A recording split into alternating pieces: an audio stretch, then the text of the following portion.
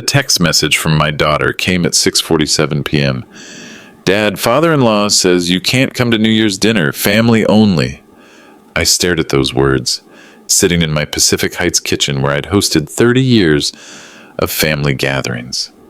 His father, Wesley's dad, the man who'd never worked a day, lived off his late wife's inheritance, and somehow decided I wasn't good enough for his family table. But this wasn't about hurt feelings. Wesley had been asking strange questions about my house lately. His father kept mentioning how big properties are hard to maintain at your age, and now, suddenly, I wasn't family anymore. I picked up the bronze angel figurine Helen bought for our 40th anniversary, the one she said looks like it's listening, and set it carefully back down. Tomorrow I'd find out exactly what Wesley's father was really planning, and why excluding me from one dinner was just the beginning. Because when someone tries to push you out of your own family, they're usually clearing space for something bigger, something that involves the house you're sitting in. If you've ever felt like family was plotting behind your back, you need to hear what happened next. Subscribe for stories that prove your instincts are usually right. My name is Mitchell Bradley. I'm 69 years old, retired after 35 years teaching high school mathematics in San Francisco. Numbers don't lie, people do. My Victorian house sits on a quiet street in Pacific Heights, 3 stories of original hardwood and bay windows that look out over the city. I inherited it from my parents in 1987, back when teachers could still afford neighborhoods like this. Today, according to recent assessments, it's worth $1.8 million. Clara grew up in these rooms. Every corner holds memories Helen and I built together. Since Helen passed 18 months ago, I've maintained strict routines to keep myself anchored. Tuesday mornings, I update our household budget spreadsheet, a habit Helen found endearing and Clara now calls obsessive. I track every expense, every property tax payment, every utility bill down to the penny. Organization kept me sane during Helen's illness. It kept me functional after her funeral. The bronze angel figurine sits exactly where Helen used to place her reading glasses each evening. She bought it during our trip to Napa for our 40th anniversary, just 6 months before the cancer diagnosis changed everything. It looks like it's listening, she'd said, running her fingers over the smooth metal wings. Like it's waiting to hear secrets. I talk to that angel sometimes, usually about Clara. Our daughter followed Helen into real estate, though with less natural talent for reading people. Clara works hard, but she's always chasing deals that don't quite close, clients who don't quite commit. She married Wesley Morrison 3 years ago, a real estate attorney with confident handshakes, expensive watches, and a habit of answering questions with questions. Wesley's father, Victor Morrison, moved in with him after his wife died last year. Victor's the type who inherited oil money from Texas, never earned a dollar himself, and thinks that background makes him superior to people who actually worked for a living. He speaks in that particular tone wealthy people use when they want you to know they're doing you a favor by acknowledging your existence. We used to have normal family rhythms. Clara calling every Sunday evening, dinner together twice a month, usually at their place in Marin County.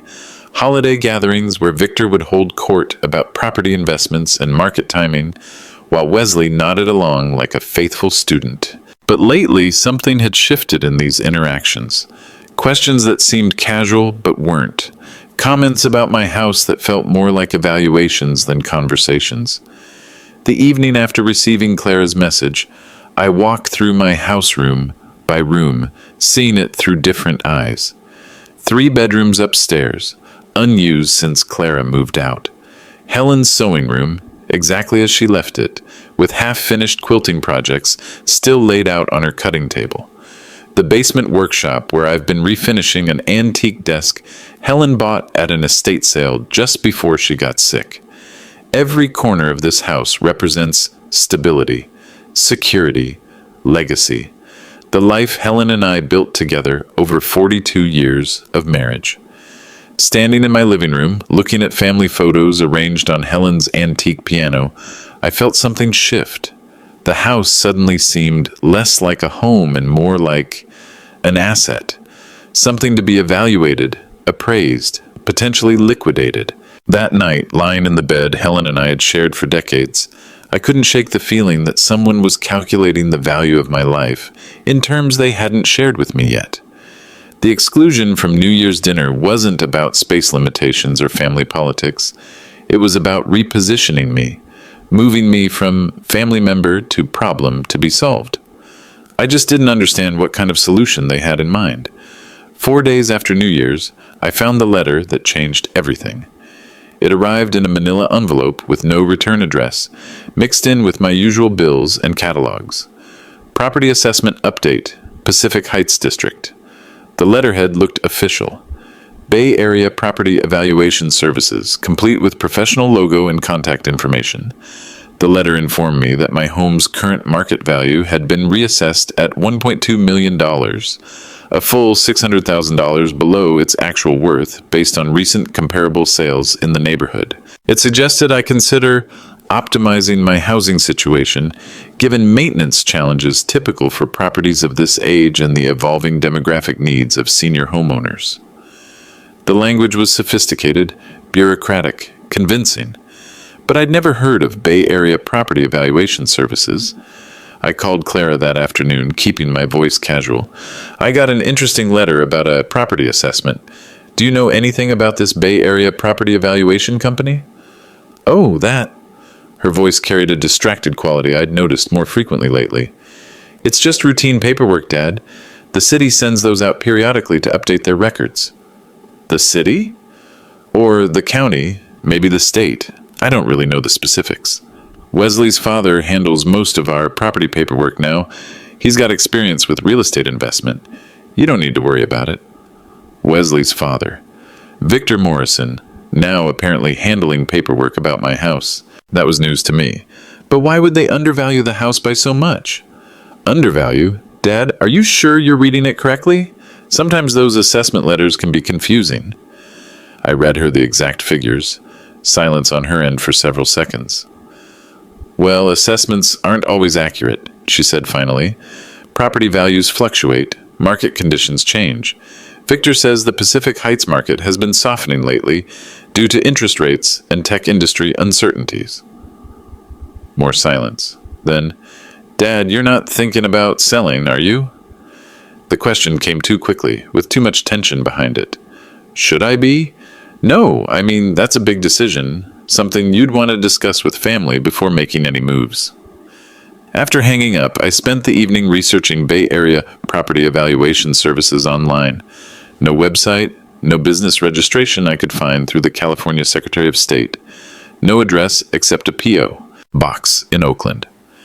That, when I drove there the next day, turned out to be a UPS store. I'd taught teenagers for 35 years. I'd developed a finely tuned instinct for spotting students who hadn't done their homework, who were trying to bluff their way through explanations they didn't understand. The tells were always the same: vague references to authority figures they couldn't name, processes they couldn't explain, and that particular tone of voice that says, "Don't ask more questions because I don't have better answers." Clara's explanation about the assessment letter hit every single one of those markers.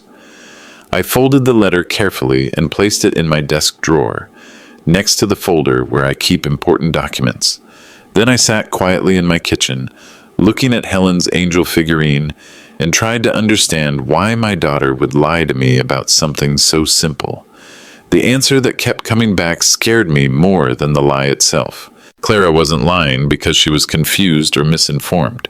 She was lying because she knew exactly what that letter was, who had sent it, and why. Someone was evaluating my house. Someone was establishing a paper trail suggesting it was worth significantly less than its actual value. And someone had convinced my daughter to help cover their tracks.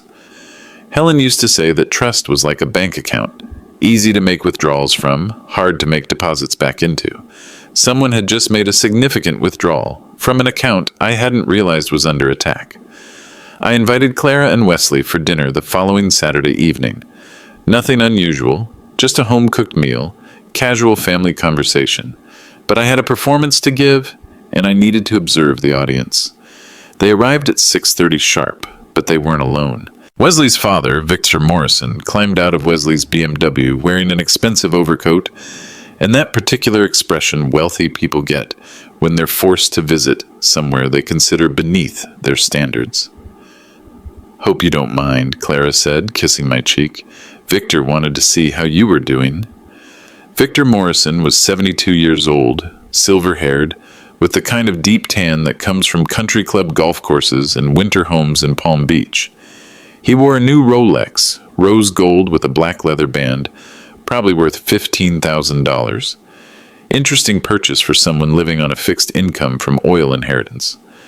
"Mitchell," Victor said, extending his hand for one of those handshakes that lasts too long and squeezes too hard. "Beautiful home. Must be quite expensive to maintain these days."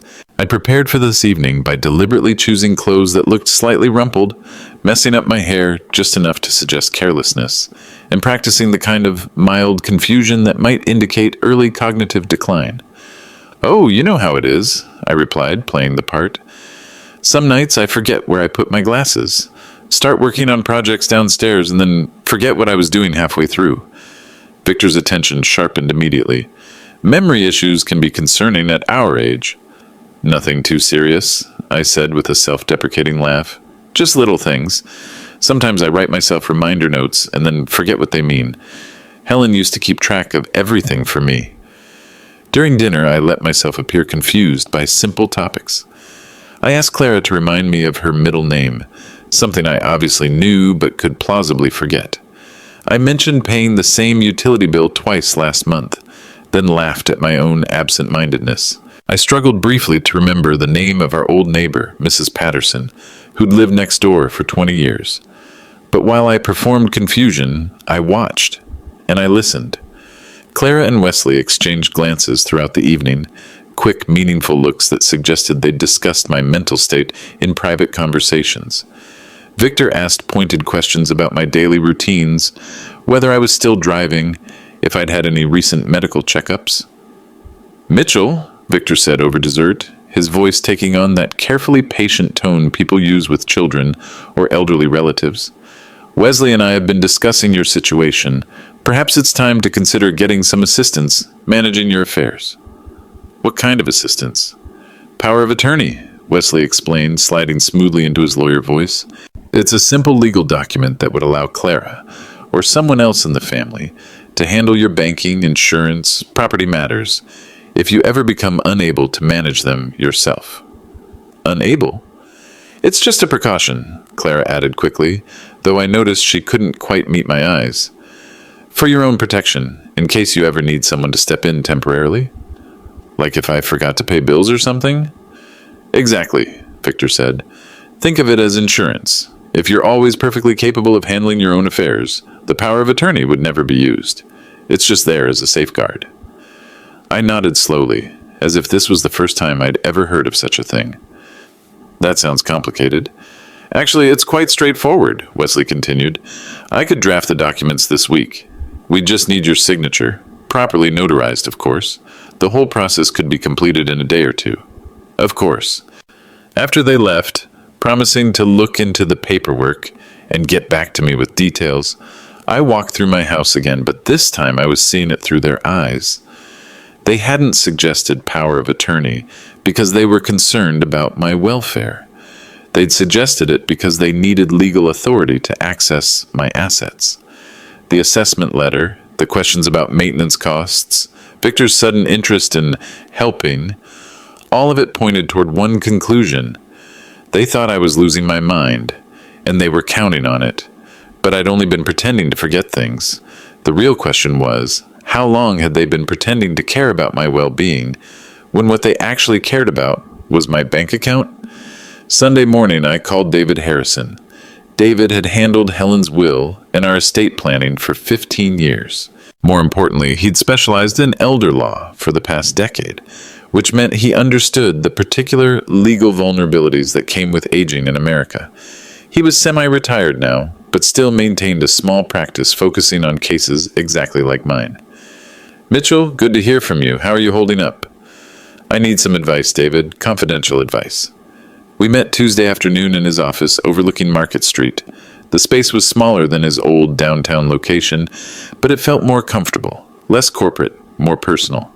I brought the property assessment letter, detailed notes about my dinner conversation with Victor and Wesley, and a growing list of concerns about my family's sudden interest in my mental capacity. David read everything twice, his expression growing more serious with each page. Mitchell, this fits a pattern I've seen before.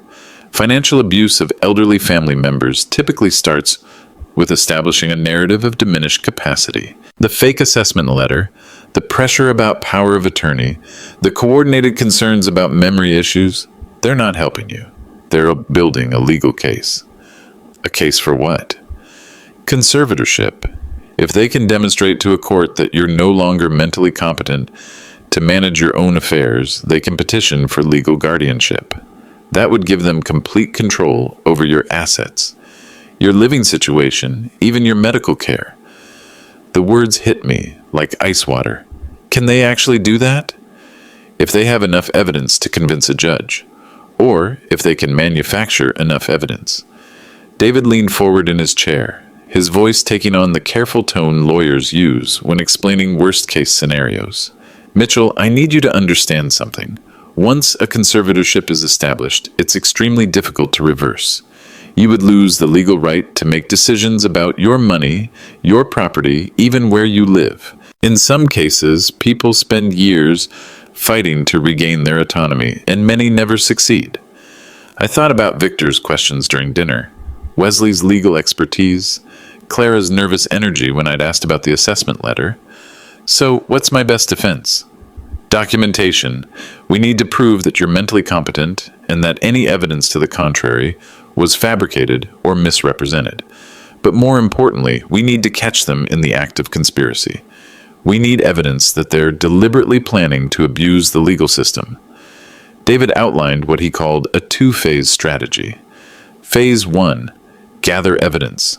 Install professional-grade recording devices in my home to capture conversations between Victor, Wesley, and Clara. Hire a private investigator to trace their recent financial activities and any business entities they might have created. Document every interaction that might later be used against me in court. Phase 2. Force their hand. Create a situation where they would need to accelerate their timeline, making them more likely to make mistakes and expose their true intentions. You'll need to continue the performance, David warned. Act just confused enough to keep them confident in their plan, but not so much that a court might actually consider you incompetent if this goes to trial. David, I managed classrooms full of teenagers for 35 years. I think I can handle 3 adults who think they're smarter than I am. That afternoon, I visited a private security company in Soma that specialized in corporate espionage and domestic investigations.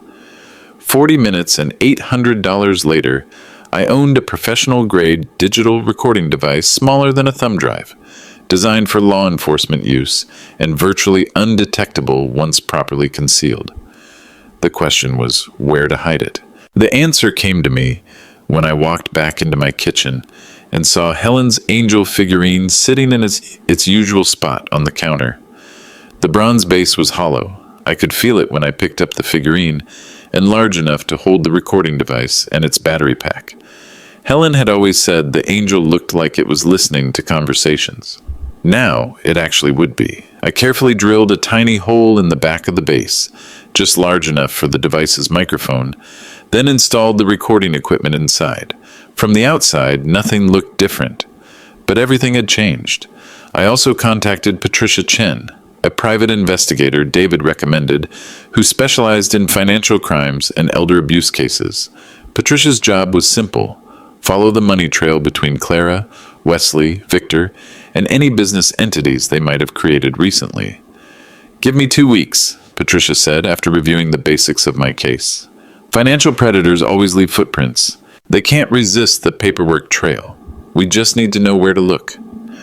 That evening, I sat in my kitchen and tested the recording device. Crystal clear audio pickup from anywhere in the room. The battery would last for 72 hours of continuous recording, and the memory could store up to 2 weeks of conversations. Phase 1 begins now, I whispered to Helen's angel.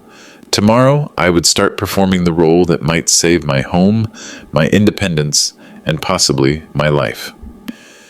2 weeks later, I called Clara with a carefully rehearsed performance of confusion and urgency.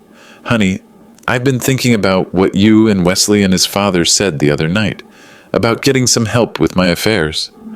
Oh, Dad, that's wonderful. We've been so worried. Actually, I've been looking at some brochures for senior living communities. There's one called Sunrise Manor that has a really comprehensive program. Includes all meals, organized activities, transportation, medical support staff. It looks very nice. Dead silence on her end. Then, Dad, are you saying you want to move to a nursing home? Well, assisted living technically, and I'd need to sell the house, of course, to pay for the monthly fees, but it makes sense when I think about it rationally. Sell the house? Her voice jumped an octave. Dad, where is this coming from? It's just too big for me now, Clara, and the maintenance costs keep increasing. I got another estimate for roof repairs last week, $31,000 just for basic work. The plumbing needs updating. The furnace is original to the house. When I really add it all up, I'm spending almost $2,000 a month just keeping this place functional. Dad, you don't need to make any major decisions right now. Why don't we talk about this together? As a family. Wesley's father has a lot of experience with real estate investments. Maybe there are other solutions. Actually, I already made some preliminary calls. There's a realtor who specializes in probate sales and estate liquidations. She thinks we could move very quickly, maybe close within 60 days if we price it right for a fast sale. Dad, stop. Please don't do anything until Wesley and I can come over and talk this through properly. Tonight. We'll be there at 7 o'clock.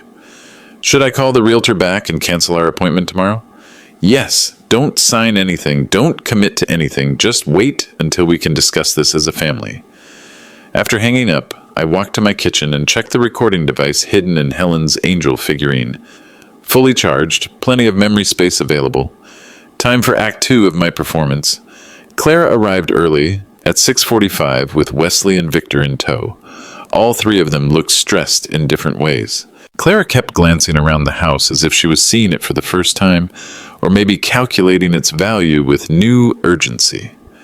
Wesley carried his leather portfolio, but his usual confident demeanor seemed strained. Victor wore his expensive overcoat and that superior expression, but I caught him studying the crown molding and original hardwood floors with an appraiser's eye. Dad, we need to talk about this house sale idea, Clara began, before she'd even taken off her coat. It seems very sudden, very rushed. Actually, Victor interrupted, settling into my living room chair like he owned it. Mitchell, before we discuss any real estate decisions, I think we should address those power of attorney documents Wesley mentioned, for your protection. Wesley opened his portfolio and removed a neat stack of papers. I took the liberty of preparing everything after our last conversation. This just needs your signature and notarization. I examined the documents with what I hoped looked like mild confusion mixed with genuine concern. This gives Clara authority over my bank accounts? Only if it becomes necessary, Victor explained in that patient tone. Think of it as insurance. If you ever become unable to make sound decisions for yourself, due to illness, medication, stress, whatever, Claire would be able to step in and handle things properly. But what if I'm perfectly able to make my own decisions? Then the power of attorney would never be activated. It's just there as a safeguard, collecting dust in a file drawer unless circumstances require its use. I nodded slowly, then set the papers aside. I want to read through these more carefully later, but first let me ask you about this assisted living idea. Do you think it's a smart financial move? The look that passed between Clara, Wesley, and Victor was electric with tension and barely concealed panic. Dad, Clara said, her voice carefully controlled, maybe selling the house isn't the best solution. This property has been in our family for decades. It's part of our heritage, our history. But I can't maintain it anymore, and I've been having more problems with my memory. Yesterday, I couldn't remember how to work the garbage disposal. I stood there for 10 minutes trying to figure out the switch. Last week, I got lost driving to the grocery store, a route I've taken 1,000 times. Victor leaned forward with sudden interest. Mitchell, these kinds of concerns you're having, memory issues, confusion about familiar tasks, They're exactly why the power of attorney makes sense. Instead of making dramatic changes like selling the house, Clara could handle the property maintenance, the financial decisions, all of that daily stress that seems to be overwhelming you. Instead of selling, instead of making any irreversible decisions while you're still adjusting to life without Helen. I let that phrase hang in the air for a moment. Then, but what about the realtor? I already signed a preliminary listing agreement with Patricia Morrison. She said she could get the house sold within 60 days. Cash offer from investor buyers, minimal inspections. The electricity between Clara, Wesley, and Victor was suddenly visible, crackling with alarm. You signed what? Clara's voice was sharp now, cutting through the careful politeness. With Patricia Morrison Real Estate, she came highly recommended for estate sales. She said $1.2 million was a fair market price for a quick sale, especially given the maintenance issues. Wesley's jaw visibly tightened. Mitchell, you absolutely cannot sign real estate documents without proper legal review. That could be extremely problematic. Why? She seemed very professional. Because you might not have gotten the best price or the best terms. Real estate transactions are incredibly complex, especially for properties like this. I played confused again. But she said $1.2 million was fair market value.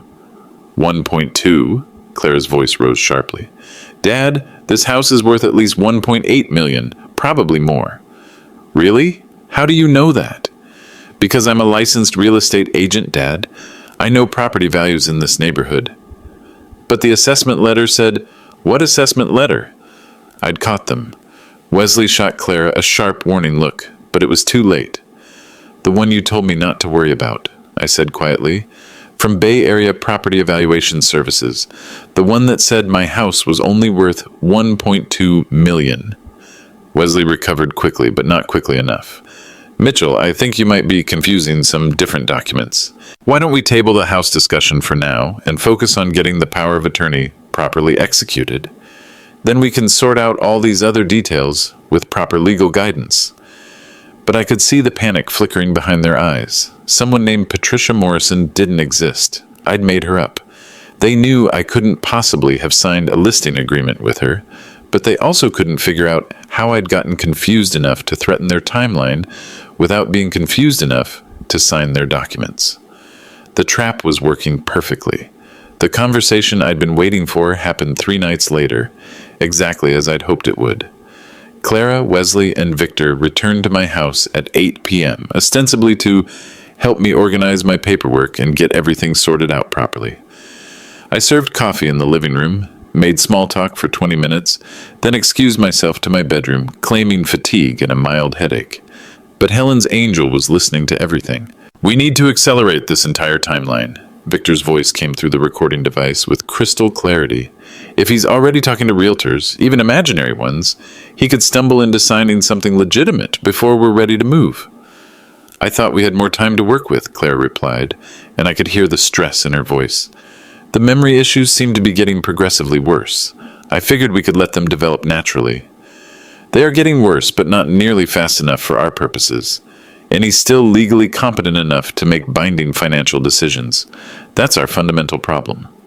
I heard papers rustling, probably documents being spread across my coffee table. What's our current timeline on Pacific Heritage Holdings?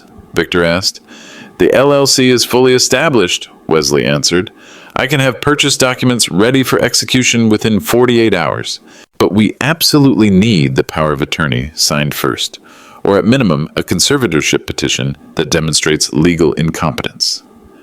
Can we file for conservatorship based on what we've documented so far?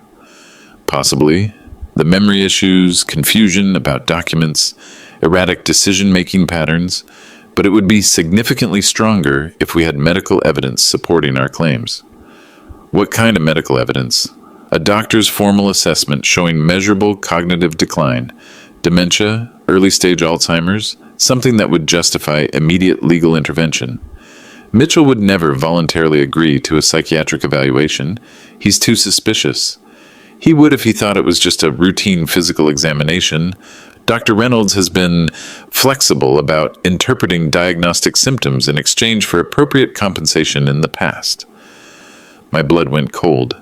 They were casually discussing bribing a doctor to provide a false dementia diagnosis. "And then what?"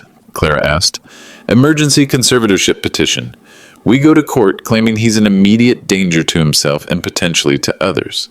We present the medical assessment, document his erratic behavior patterns, demonstrate that he's vulnerable to financial exploitation by unscrupulous people." Victor actually laughed at this point. "The irony is absolutely perfect. We protect him from being exploited by exploiting him ourselves first. Once I have conservatorship authority," Wesley continued, "I can immediately execute the sale to Pacific Heritage Holdings. 1.2 million. Just like that fake assessment suggested. Well below market value, but that ensures a clean, fast closing with no complications or competing offers. And what happens to Dad after the sale? Assisted living facility, somewhere comfortable but secure. Somewhere that can provide proper medication management for his ongoing condition." "What condition? He doesn't actually have dementia." "He will by the time we're finished with the treatment plan. Dr. Reynolds can prescribe medications that would ensure his cognitive symptoms become genuine and permanent." The recording captured Clara's laugh, a sound that chilled me to the bone. Dad will never know what hit him. I sat on my bed in the darkness, listening to my daughter and her family plan to systematically destroy my mental capacity, steal my home, and lock me away indefinitely under chemical sedation. But I forced myself to keep listening, because they weren't finished. "What about the longer-term inheritance issues?" Clara asked. "If Dad becomes legally incompetent, does that affect our ability to inherit his remaining assets when he eventually dies?" "That's the beauty of this entire plan," Victor said, and I could hear the satisfaction in his voice. "As his court-appointed conservator, I would have complete control over his will and estate planning. We can ensure that after paying for his ongoing care costs, whatever remains of his assets transfers directly to you and Wesley upon his death." "How much do you think would actually remain?" "Well, assisted living facilities typically cost around $8,000 per month, plus medical expenses, psychiatric medications, periodic evaluations to maintain the conservatorship. I'd estimate his liquid assets would last maybe 8 to 10 years. What if he lives longer than that? State-funded care, Medicaid nursing facilities, not as comfortable but adequate for his needs." "Jesus, Wesley." "Clara, you need to think about this practically, not emotionally. Your father is currently sitting on nearly $2 million in assets, while we're drowning in mortgage payments and Wesley's student loans. He can't take any of it with him, but we have 20 or 30 years of productive life ahead of us. This is just efficient resource allocation." I know. It's just, I never thought it would be this complicated when we started planning." Financial planning always seems complicated to people who haven't studied it extensively, but the law provides very specific mechanisms for exactly these types of situations. Adult children protecting elderly parents from their own increasingly poor judgment. Is that really what we're doing here? That's exactly what the court documents will say we're doing. I turned off the recording and sat in complete darkness, processing what I'd just heard. They'd created a shell company specifically to purchase my house at below market value. They'd identified a corrupt doctor willing to provide false medical documentation. They planned to drug me into actual cognitive decline to maintain their legal fiction, and they'd calculated exactly how long my money would last, paying for my own imprisonment. But they'd also just provided me with everything I needed to completely destroy them. Monday morning, Clara called with forced cheerfulness that didn't quite mask the underlying tension. "Dad, Wesley's father made you an appointment with Dr. Reynolds for this Thursday. Just a routine checkup, but he wants to do some cognitive assessments while you're there. You know, memory tests, basic neurological function, that sort of thing. Do I really need that kind of evaluation? Well, given some of the confusion you've been experiencing lately, it might be good to establish a medical baseline. For your own peace of mind, and for our family's peace of mind, too." "What time Thursday?" 2 p.m. Wesley will pick you up at 1:30, just to make sure you don't have any trouble finding the office or remembering the appointment. We just want to make sure you're in the best possible health." After hanging up, I immediately called David Harrison. "They're moving much faster than we anticipated." David said after I summarized the recorded conversation and the upcoming medical appointment. Thursday gives us exactly 3 days to prepare our counter strategy. What's our move? We beat them to court. Today. Based on that recorded conversation, I can file an emergency petition claiming that Clara, Wesley, and Victor are attempting systematic financial abuse and seeking fraudulent conservatorship through manufactured evidence. Will that be enough to stop them? It'll immediately freeze any conservatorship proceedings until we can present our evidence in a formal hearing. But Mitchell, you need to understand. Once we file this petition, there's no going back to family dinners and pretending everything is normal. They'll know you've been aware of their plans all along. Good. I'm tired of pretending to lose my mind so they can steal my house. That afternoon, David and I spent 4 hours in his office preparing legal documents. Emergency a protective order to prevent any changes to my power of attorney status. Motion to freeze assets to prevent any unauthorized property transactions. Formal request for investigation into potential elder abuse and conspiracy to commit fraud. David, what realistically happens if we lose this case? We won't lose. The recorded evidence is overwhelming, and you'll pass any legitimate cognitive assessment with flying colors. But if somehow we did lose, you'd be looking at exactly what they planned. Immediate conservatorship, forced asset liquidation, indefinite institutional care under court supervision. And what happens if we win? Clara, Wesley, and Victor face serious criminal charges for attempted fraud, elder abuse, and conspiracy. We're talking about potential prison sentences, not just financial penalties. I thought about that for a long moment. My daughter, potentially spending years in state prison because she'd gotten greedy enough to try destroying my mind and stealing my life's work. Any regrets about pursuing this? David asked gently. I looked out his office window at the San Francisco skyline, thinking about Helen's angel figurine sitting in my kitchen, still faithfully recording conversations in an empty house. None whatsoever. Wednesday morning, we filed everything with the Superior Court. By noon, Clara, Wesley, and Victor had all received official legal notice that they were named as defendants in a formal elder abuse investigation. By 5 p.m., they were legally required to appear in court the following Monday morning to respond to allegations of attempted financial fraud and conspiracy. Clara called me at 6 p.m., her voice tight with barely controlled panic. Dad, what is this legal notice we received? It says you formally accused Wesley, his father, and me of trying to exploit you financially. This doesn't make any sense, doesn't it? Long pause. Dad, I honestly don't understand what's happening here. We've only ever tried to help you, to protect you from making mistakes that could hurt you financially. Then you'll have no trouble explaining that to the judge on Monday morning. What judge? Dad, you're really scaring me with this legal action. Monday morning, 10 a.m. sharp, Department 12 of the San Francisco Superior Court. I suggest you bring a good lawyer. We are lawyers, Dad. Wesley is a licensed attorney in California. Wesley is a real estate attorney who just got caught on tape planning to forge medical records and steal my house through fraudulent conservatorship. He's going to need a criminal defense lawyer now, not a real estate practice.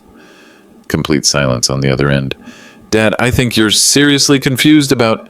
Clara, I have professional quality recordings of everything you, Wesley, and Victor discussed in my kitchen last week. The false dementia diagnosis plan, the shell company, the detailed plan to drug me into actual cognitive decline. Every single word.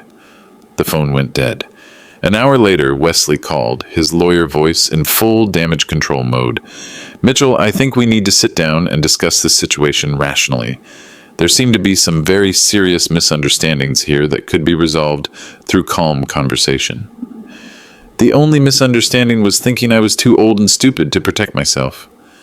No one has ever thought you were stupid, Mitchell, but these legal allegations you're making are extremely serious. They could destroy Clara's real estate license, end my law practice, ruin our family's entire future. You should have thought about those consequences before you planned to destroy my mind and steal my house. Mitchell, please, let's meet this week and work this out like reasonable adults. Clara is your daughter. Surely we can find a solution that doesn't involve completely destroying each other. We can. You can confess to everything you planned, return any money you've already stolen, and accept whatever criminal charges the district attorney decides to file. That's not a realistic option. Then I'll see you in court Monday morning, 10 a.m. sharp. Thursday morning, the day I was supposed to be receiving my fraudulent dementia diagnosis, I received a text message from Clara. Dad, we've hired a criminal defense attorney. This situation doesn't have to go to trial. Please call me so we can discuss a reasonable settlement. I deleted the message without responding. Friday evening, my doorbell rang persistently for 5 minutes. I looked through the peephole and saw Clara standing alone on my front steps, holding a small bouquet of flowers and an envelope that probably contained some kind of legal settlement offer. I didn't open the door. Saturday, Victor left me a voicemail in his most condescending tone. Mitchell, our attorney believes there may have been some significant misinterpretation of our recorded conversations. We're prepared to discuss a financial settlement that would address your concerns while avoiding the unnecessary expense and publicity of a trial. Too little, too late. Sunday night, I sat in my kitchen across from Helen's angel figurine and tried to prepare myself mentally for what was coming. In 10 hours, I would walk into a courtroom and present evidence that my own daughter had planned to steal everything Helen and I had built together over 42 years of marriage. But I wasn't sad anymore. I wasn't angry. I was ready to reclaim my life. Monday morning, Department 12 of the San Francisco Superior Court looked exactly like what it was, a place where families came to destroy each other with legal precision and bureaucratic efficiency. I arrived at 9:30 with David Harrison, wearing my best suit and carrying a leather folder containing copies of every document we planned to present. Clara, Wesley, and Victor sat across the center aisle with their attorney, a sharp-faced woman in an expensive suit who specialized in white-collar criminal defense. The courtroom itself was smaller than I'd expected, with worn wooden benches and fluorescent lighting that gave everyone's skin a slightly greenish tint. A handful of other cases were scheduled before ours, mostly routine probate matters and uncontested divorce proceedings. We sat in silence, listening to the mechanical rhythm of legal bureaucracy, disposing of other people's broken lives. Judge Patricia Wong called our case at 10:15 sharp. This is an emergency hearing regarding allegations of elder abuse and attempted financial fraud, she announced in a voice that suggested she'd seen every possible variation of human greed and family betrayal. Mr. Bradley, you may proceed with your presentation. David stood, straightening his tie with the unconscious gesture of a lawyer who'd argued hundreds of similar cases. Your Honor, we will present clear and convincing evidence that the defendants engaged in a systematic conspiracy to fraudulently obtain conservatorship over Mr. Mitchell Bradley, liquidate his assets through below-market transactions, and confine him indefinitely under false medical pretenses. Clara's attorney rose immediately. Objection, Your Honor. These are inflammatory and unsubstantiated accusations without any foundation in fact. My clients are concerned family members who sought only to protect an elderly relative, showing obvious signs of progressive cognitive decline. We'll let the evidence speak for itself, Judge Wong replied with the weary tone of someone who'd heard every possible excuse for elder abuse. Mr. Harrison, please call your first witness. Dr. Awkward, Catherine Mills, neuropsychologist and geriatric specialist. Dr. Mills took the witness stand, carrying herself with the quiet authority of someone who'd spent 25 years evaluating elderly patients for competency issues. Gray-haired, wearing practical glasses, completely credible to anyone who bothered to look at her. Doctor, did you conduct a comprehensive examination of Mitchell Bradley to assess his cognitive capacity? I did. Yesterday afternoon, at your request. Please tell the court what you found. Mr. Bradley demonstrates no signs whatsoever of cognitive decline, dementia, Alzheimer's disease, or any other form of mental impairment. His memory function, reasoning ability, and judgment are all well within normal ranges for someone his age. He is fully competent to make legal and financial decisions. David presented her written assessment to the court. Dr. Mills, in your professional opinion, would Mr. Bradley benefit from any form of conservatorship or legal guardianship? Absolutely not. Conservatorship would be completely inappropriate and potentially harmful for someone with his level of demonstrated mental capacity. Clara's attorney cross-examined aggressively, trying to plant seeds of doubt. Dr. Mills, isn't it possible for elderly patients to have good days and bad days? Could Mr. Bradley have appeared lucid during your examination while still suffering from intermittent impairment at other times? That pattern is not consistent with his test results. Patients with genuine progressive cognitive decline show measurable deficits even during their best moments. Mr. Bradley's cognitive scores indicate consistent, normal brain function across all measured categories. But family members have observed concerning behaviors, memory lapses, confusion about familiar tasks. Family members are not medically qualified to diagnose cognitive disorders, and their observations may be significantly influenced by their own personal motivations and desired outcomes. David's second witness was Robert Chen, the forensic accountant Patricia Chen had recommended for analyzing financial crimes. Chen had spent 2 intensive weeks tracing every financial connection between Clara, Wesley, Victor, and their recent business activities. His findings were methodical, detailed, and absolutely devastating. Mr. Chen, did you discover any unusual business entities connected to the defendants? Yes. Wesley Morrison established Pacific Heritage Holdings, LLC on August 15th of this year. It appears to be a shell company with no legitimate business purpose or operational activity. What was its apparent intended function? Based on draft purchase agreements and financial projections I recovered from public records, Pacific Heritage Holdings was specifically designed to purchase Mr. Bradley's house at significantly below market value, $1.2 million, instead of the property's actual assessed worth of approximately $1.8 million. That represents a difference of $600,000? Correct. The proposed transaction would have transferred Mr. Bradley's primary asset to an entity controlled by his daughter and son-in-law for substantially less than its documented fair market value. David methodically presented financial documents to the court, incorporation papers for Pacific Heritage Holdings, preliminary purchase agreements, property assessment comparisons, bank records showing unusual large expenditures by the defendants. Mr. Chen, did you discover evidence of other financial irregularities in the defendants' recent spending patterns? Yes. Over the past 6 months, Clara and Wesley Morrison have made several extremely large purchases that appear inconsistent with their reported annual income. A $40,000 kitchen renovation, luxury vehicles totaling $65,000, expensive jewelry and accessories.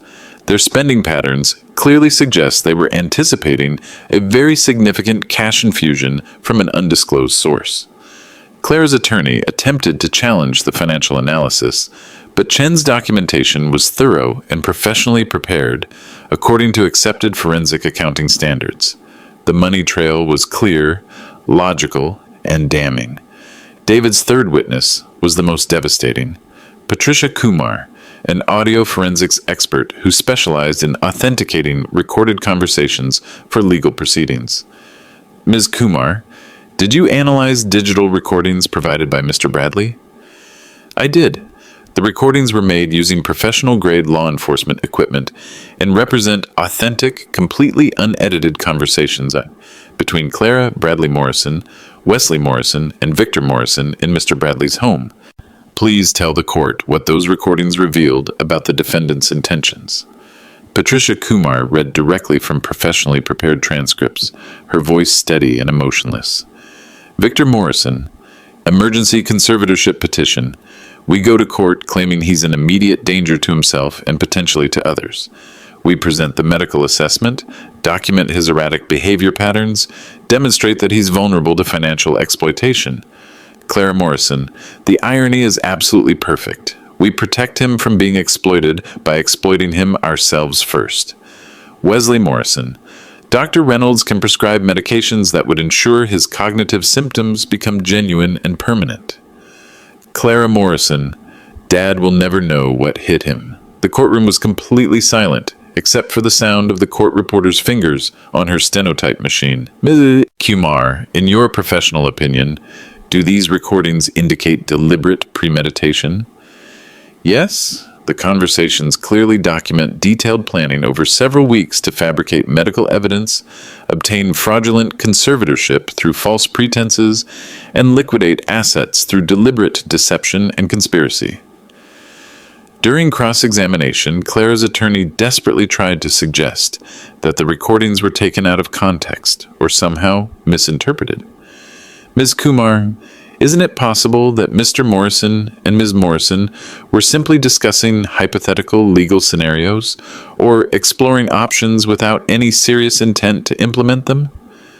No, that interpretation is not supported by the evidence. The conversations reference specific doctors by name, specific legal documents already in preparation, specific financial transactions and timelines. These are concrete planning discussions, not hypothetical scenarios. At 11:45, David rested his case. Clara's attorney called only one witness in response, Clara herself. Ms. Morrison, please tell the court about your relationship with your father. Clara's voice was steady, but her hands visibly trembled as she gripped the witness stand rail. I love my father very deeply. After my mother died 18 months ago, I became genuinely concerned about his ability to continue living independently. He seemed confused, forgetful, sometimes agitated. I was honestly trying to help him navigate a difficult transition. Did you ever intend to steal his property or abuse him financially? Never. Any discussions my husband, father-in-law, and I had were focused on protecting Dad's assets and ensuring he received proper care as he aged. What about the recorded conversations the court just heard? I think my father seriously misunderstood the context of our conversations. We were exploring various legal options to help him, not conspiring to hurt him. But David's cross-examination was precise and surgical. Ms. Morrison, you testified that you were trying to protect your father's assets. Can you explain to the court why Pacific Heritage Holdings was prepared to purchase his house for $600,000 below its documented market value? That was primarily Wesley and his father's idea. I didn't fully understand all the financial details they were discussing. You didn't understand that your husband and father-in-law were planning to steal $600,000 from your father? Objection. Sustained. Please rephrase the question, counselor. Ms. Morrison, you're a licensed real estate agent with several years of professional experience. You understand property values and market conditions. Did you know that $1.2 million was significantly below fair market value for your father's house? Yes, and you participated in recorded conversations about obtaining false medical documentation to support a conservatorship petition? We were discussing various options for getting him proper medical evaluation, options that specifically included bribing Dr. Reynolds to provide a false dementia diagnosis. We were exploring, and you discussed a plan to drug your father with psychiatric medications to create genuine cognitive decline that would support your legal fiction? Clara's composure finally cracked completely. We never would have actually gone through with, but you discussed it in detail. You planned it step by step. You laughed about it. I was upset. I was stressed. I wasn't thinking clearly about the implications. Ms. Morrison, the recordings span several weeks and show methodical, detailed planning. Which part wasn't you thinking clearly? The part where you planned to steal your father's house? Or the part where you planned to systematically destroy his mind? Clara couldn't answer. At 12:30, Judge Wong called a brief recess for lunch. When court resumed at 2 p.m., she was ready with her ruling. Based on the evidence presented to this court, I find clear and convincing proof that the defendants engaged in a deliberate conspiracy to defraud Mr. Bradley of his assets and personal liberty through the use of false medical claims and fraudulent legal proceedings. The petition for emergency protective orders is hereby granted in full.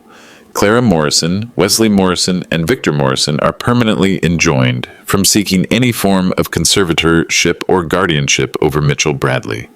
All business entities controlled by the defendants are immediately frozen, pending further investigation by appropriate authorities. Furthermore, this court is formally referring this matter to the District Attorney's Office for immediate criminal prosecution. The defendant's conduct represents serious felony violations of California elder abuse statutes and fraud laws. Judge Wong looked directly at Clara, Wesley, and Victor with undisguised disgust. The systematic abuse of elderly family members for financial gain is among the most morally despicable crimes that regularly come before this court. You preyed upon the trust and love of a man who cared for you, and you planned to destroy his mind in order to steal his life's work. This court sincerely hopes that the criminal justice system will hold you fully accountable for your actions. At 2:45, it was over. Clara, Wesley, and Victor left the courtroom without looking in my direction. Their attorney sternly warned them not to contact me or come anywhere near my property, pending the outcome of criminal proceedings. Walking to the parking garage with David, he asked quietly, "How do you feel right now?" I thought about Helen's angel figurine, still sitting in my kitchen, still faithfully listening to conversations in what was once again my home. Like I can actually go home now. 6 weeks after the court hearing, the San Francisco District Attorney filed formal criminal charges: elder abuse in the first degree, attempted fraud, conspiracy to commit theft, and multiple counts of attempted identity fraud. Clara lost her real estate license permanently. Wesley faced disbarment proceedings that would end his legal career. Victor's personal assets were frozen pending restitution hearings. But I didn't feel victorious. I felt hollow. Standing in my kitchen on a Tuesday morning in late February, I looked at Helen's angel figurine and realized that while I had successfully protected my house, my money, and my independence, something fundamental had changed forever. Not the figurine itself, that still sat exactly where Helen had carefully positioned it 18 months ago, and it no longer held the recording device that had saved my life. What had changed was the house itself. It was legally mine again, completely and unquestionably, but it was also empty in ways that had nothing to do with Helen's death and everything to do with the deliberate destruction of family trust. I carefully removed the recording device from the angel's bronze base and sealed the small hole with matching bronze putty. Helen's figurine could finally return to being what she had originally intended it to be: a memorial to love and 42 years of marriage, not a witness to betrayal and greed. The house was worth $1.8 million, according to every legitimate assessment. The mortgage had been completely paid off for more than 15 years. I owned it free and clear, exactly as Helen and I had always planned for our retirement years. But I discovered that I no longer wanted to live there. On Wednesday morning, I called a legitimate real estate agent, specifically, not Clara, obviously, and formally listed the house for sale. Full market value, proper inspections, completely transparent process, everything handled exactly as it should be. Within 2 weeks, I received 3 separate offers, all of them above my asking price. I accepted an offer from a young family with twin daughters, both about 5 years old. The father taught high school mathematics, just as I had for 35 years. The mother worked as a registered nurse, just as Helen had before Clara was born. They walked through my house with obvious wonder, already planning where they would place their piano, discussing which upstairs room would work best as a future nursery if they decided to have more children. Standing in my living room, watching them measure windows for new curtains, and talking excitedly about the original hardwood floors, I felt something I hadn't experienced in months: genuine peace. The sale closed in early March. After taxes, fees, and all associated costs, I netted $1.9 million. I used a significant portion of that money to establish the Helen Bradley Foundation for Elder Protection, a nonprofit organization specifically designed to provide legal assistance and advocacy for elderly people facing financial abuse from family members. David Harrison agreed to serve as the foundation's primary legal counsel, and we hired 2 additional attorneys who specialized in elder abuse cases. The remainder of the money went into a carefully structured trust fund that will support the foundation's work for decades, after I'm no longer around to oversee it personally. As for where I live now, I found a comfortable 2-bedroom apartment in a senior community near Golden Gate Park. It's not assisted living, it's independent living, designed for people who want to downsize their housing without giving up their autonomy. I have neighbors who play bridge on Thursday evenings, a small but functional kitchen where I cook meals for myself, and a west-facing balcony that offers a partial view of the Pacific Ocean on clear days. On my kitchen counter, positioned in the same relative spot it had occupied for the past 18 months, sits Helen's bronze angel figurine. I still talk to her sometimes, usually in the evening when I'm having my coffee and watching the sunset, usually about Clara. The criminal trial is scheduled to begin in September. Clara, Wesley, and Victor all face potentially significant prison sentences. Their defense attorney has suggested they might be willing to accept plea bargains rather than risk the uncertainty of a jury trial. Honestly, I hope they do accept plea deals. Not because I want to spare them the consequences of their choices, but because I don't want to spend additional days sitting in a courtroom listening to more detailed explanations of how much they had grown to hate me. Some people have asked whether I regret exposing them, whether I feel guilty about potentially destroying my daughter's life and future. The answer is simple. I didn't destroy anything. I simply refused to allow them to destroy me. Clara made her choices over many months of careful, deliberate planning. Wesley made his choices. Victor made his. They weren't victims of sudden circumstances or moments of emotional weakness. They were adults who consciously decided that an elderly man's life, independence, and mental capacity were worth less than a house in Pacific Heights and early access to an inheritance. I loved my daughter deeply. Part of me probably always will. But love doesn't require enabling cruelty, and it certainly doesn't require volunteering to be someone's victim.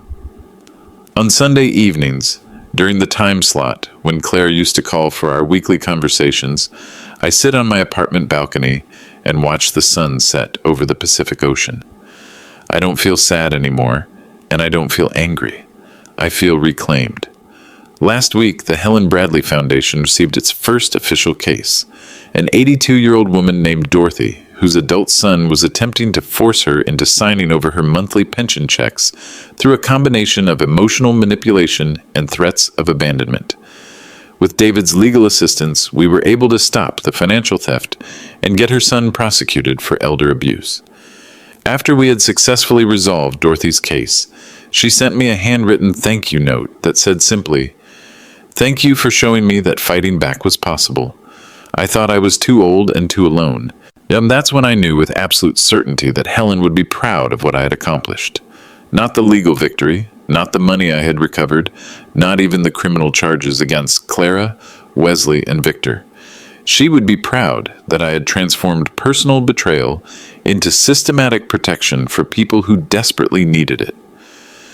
Some stories are fundamentally about revenge, getting even with people who have wronged you.